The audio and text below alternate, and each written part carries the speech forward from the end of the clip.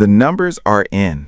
Drake has broken a plethora of records with the release of his 3 albums, Iceman, Habibdi, and Maid of Honor.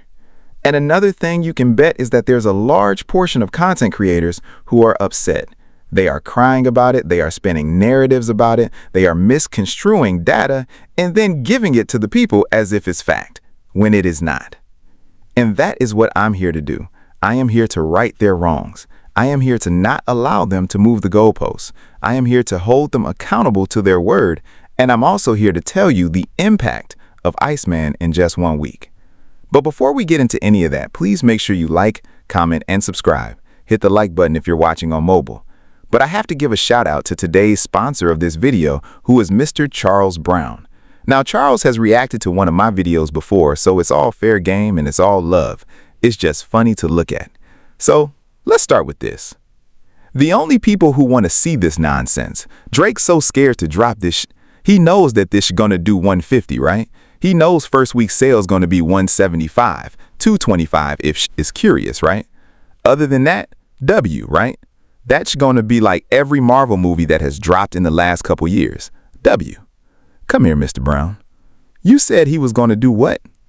125, 225 if people are interested?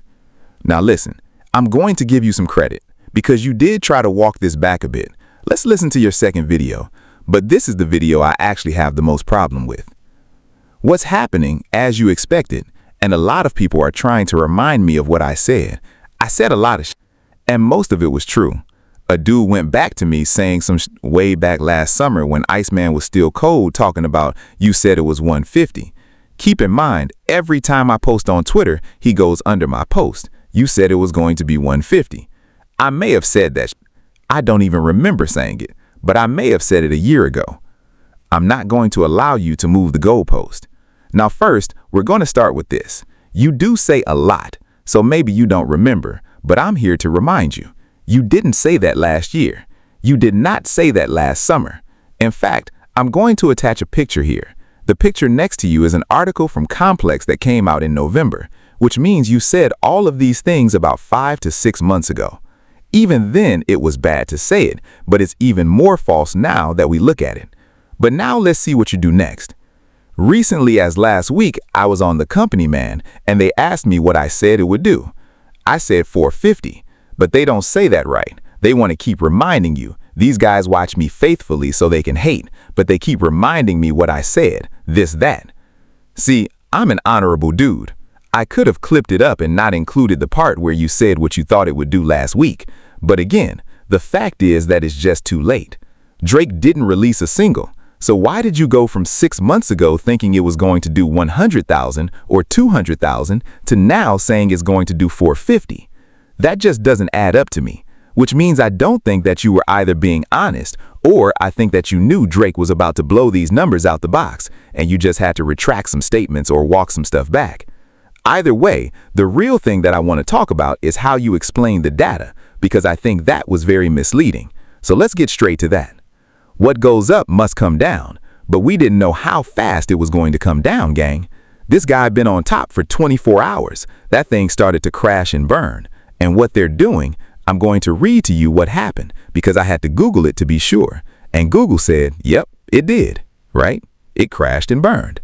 What happened was the thing that it doesn't have no staying power. It has no hits. But when you don't focus on a hit to try to make a hit, you're going to not have one. So let's dissect this first. The first thing you say is what goes up must come down, which is in fact true. But you said that this thing is starting to crash and burn and it has no staying power. I want to welcome you to the HipHop Prime School of Numbers. Everyone, pay attention. Now the chart that he has up on his video is showing streaming numbers on a day-by-day basis, and it's showing you basically the change. That's why you'll see some numbers in red. But what he's failing to explain to you is that this is normal. It is absolutely normal for a song not to perform as well on day 2 as it did on day 1, because everyone listens on the first day that an album comes out. Then they may listen to other songs, or maybe they don't play it again, or maybe they don't stream it as much because they already heard it. And here's what I'm going to do. I'm going to show you a side-by-side comparison of day 1 to day 2 numbers of not just Drake and his previous albums, but also Kendrick Lamar, because that is obviously who people are going to compare him to. So let's take a look at the numbers. We can see here, Iceman Day 1 had 140 million streams. In comparison, Day 2 went to 92 million. That's a 34% drop. According to Charles, he says that means it has no staying power. But let's look at that in comparison to other Drake albums. We've seen a 35% drop with CLB. We've seen a 35% drop with Scorpion, which means this falls right into the average. But let's not talk about Drake here. Let's talk about Kendrick Lamar. Now we can look at Mr. Morale in the Big Steppers. From Day 1 to Day 2, there was a 35% drop. Would you look at that? Now let's look at GNX, which is the album everyone's going to compare this to because it came out before Iceman. Now when you look at GNX, 74 million Day 1, 52 million Day 2. It's only a 29% drop. Wow, it didn't drop as much, but it's still within the average. But now let me give you the context, because it's misleading if I don't. Why did it only drop 30%? There's a very simple answer. Kendrick Lamar dropped the album in the middle of the day, which means it lost 7 hours of tracking. That means during the second day, it had a full 24 hours. It wouldn't drop as much because there was less time in Day 1, which means it probably would have more listeners on Day 2. So saying that the album has no staying power because there was a 30% drop is so misleading. And this is a headline that not just him, but there's a bunch of other creators out there who are running with it. But it is not genuine. It is actually wrong to mislead people into believing something. But enough about that. I just had to clear the air on how the numbers work and how they should be explained to everyone. Now again, he's reacted to one of my videos before, so I just wanted to react to that one. There's no beef. This is all love.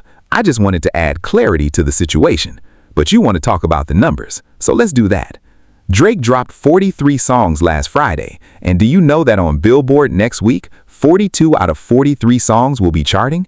That's the most ever out of any artist regardless of genre. The only song that won't chart is an interlude. And do you know what makes that so powerful? All the numbers are final. No t-shirts, no vinyl, no bundles. And this is actually something I encouraged. I wanted Drake to do it just to show how massive the numbers could be if he went that route. If he did what Taylor Swift does, if he did what Travis Scott does. But he did not do that. And that's how I know it's not all about the numbers. Because a person or an artist of his magnitude could easily set up that Amazon storefront, put out the physicals and people pre-order. He did not do that. Imagine the numbers. Extrapolate out if he did.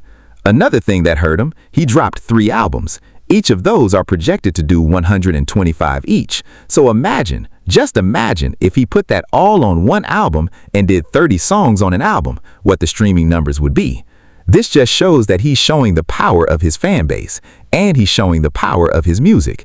It will perform well all the time, and it doesn't have to do all the other things that some artists do.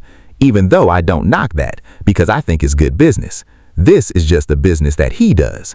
Drake is also set to become the rapper with the most #1 singles ever, the rapper with the most #1 albums ever. He's also going to pass Michael Jackson, who in my opinion is the GOAT of all GOATs when it comes to entertainment. He's going to pass Michael Jackson in terms of singles as well. And that's why on the cover of Iceman, he has on Michael Jackson glove. And he's actually had the glove and the sock for a number of years. But I think this is him paying homage to Mike and saying, listen, you are the GOAT, but here I am. I'm going to pass you in a record. And whenever your name is in conversation with Michael Jackson in terms of achieving something, you know that you made it in life. Because Mike is one of one, to be compared to no one. Mike is him. But Drake is getting that record, man.